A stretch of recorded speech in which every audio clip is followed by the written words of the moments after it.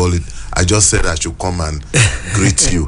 This is a bottle of wine, a bottle of palm wine or everything. How many of us? Some of us just put a call to him and say, Chief, how are you? How's the family? This and that. And that's it for another 6 months, nothing. But if anything happens to him, we come out on the social media and scream, our traditional ruler, how dare you do this? How dare you treat him with disrespect? But have you treated him with respect? How many? Understand?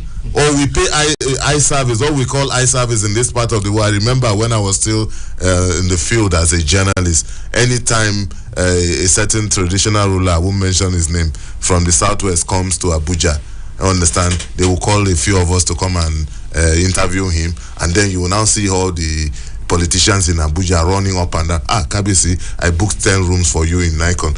Kabisi, I booked 15 rooms for you in Sheraton. Come and stay there, go and stay there. And one day, because the Kabisi was a very blunt man, he has gone to be with his ancestors now. He was a blunt man. And one day, he told one of them, why are you people dancing around because you see me in Abuja? You, when last did you come? You pass my domain every week. He mentioned the name of the state. But you don't come and see me. So that's what we are saying. Are we ready?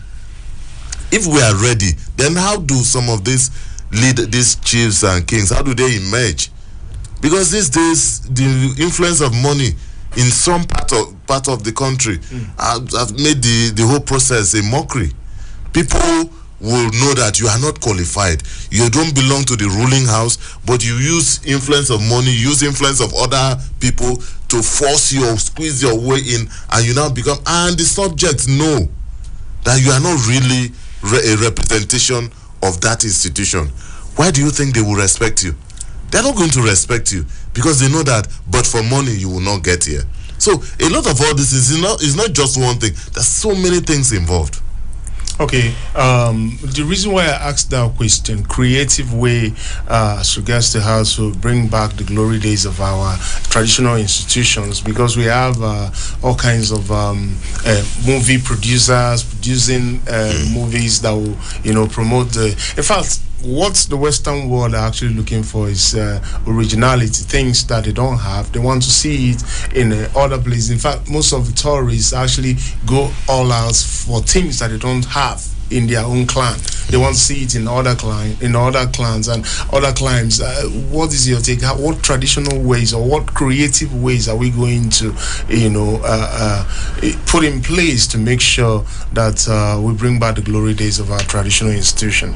You see, Ekene, I am still piqued because you see this Eurocentrism. What do I mean? The influence of the Western education and the influence of the West has really eaten deep into our even ways of life and into the ways we think. Go into the streets, you could just count the number of people you will see wearing traditional attire. If they are not in suit, they are in shirt and tie. And if they are not in shirt and tie, under the scorching sun. And the funny thing is that the man has no AC even in his car, in his office. You see, what I'm saying is this: the Eurocentric way. You see, what do we value now? Let an Ijo man put that thing on his loin and be good. Okay, look at that lawyer that came to court the other time. In that traditional thing, see what happened. Yeah. So you see, it cost a stare. What is a stare? Somebody dressed. It's true, but I think we can. It's not completely a hopeless case. I think maybe what we can start from one, preserve the little that we have now. Man, one, the palaces of our kings, maybe they should become national monuments. Yes. The state should take over the maintenance. Although I know that yes, there are some stipends paid to some, but complete maintenance, it should be an historical archive that students should go and learn. We should learn the history of our people. And not colonial history, not world history that they will tell you that Mungo Park discovered the River Niger when there were people living there before he was born. We need to teach our children our own history. We need them to know the real story behind the Oyo Empire. We need them to know about what happened in Ibadan, how Ibadan became the land of warriors. They need to know how the Ishekiris became such a group of traders. Who were holding consular meetings with foreigners. See, these things didn't start today. We, just like Mr. Salami said, we were in charge of our affairs as Africans centuries before the colonialists ventured into Africa and plundered the whole resources that we have. We were ruling ourselves. We were doing business with other people across the oceans, across the continent, and so we need to preserve our history, our artifacts. I like what the Nigerian government, in collaboration with the Benin, with the Edo State, is doing in terms of retrieving a lot of our monuments abroad that were stolen, plundered, stolen.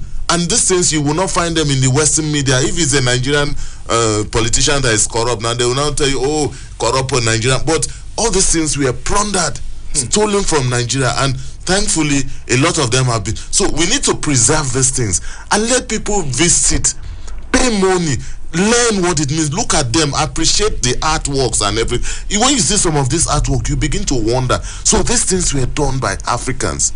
You begin to wonder. So we can just start from there. All right, I think our time is actually fast spent. Thank you so very much, gentlemen, for being a part of the show. Thank you, Mr. Simon Salami.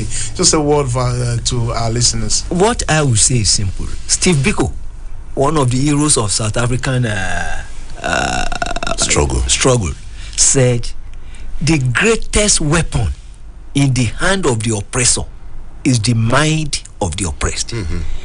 The way we think is what will affect whether we get it or we not get it. For now, we are damn too Eurocentric.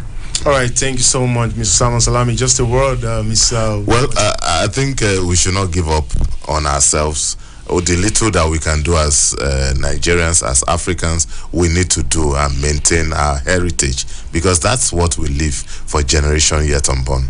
Thank you so much, gentlemen, for being a part of the show. And thank you, our listeners, for being a part of the show this morning. Remember that Super Citizen and Sunrise will return tomorrow morning, exactly 7 a.m. And enjoy the rest of your day. Thank you for making us to be a part of your day today. My name is Ekene Ezebue. Enjoy the rest of our programmings, and bye for now.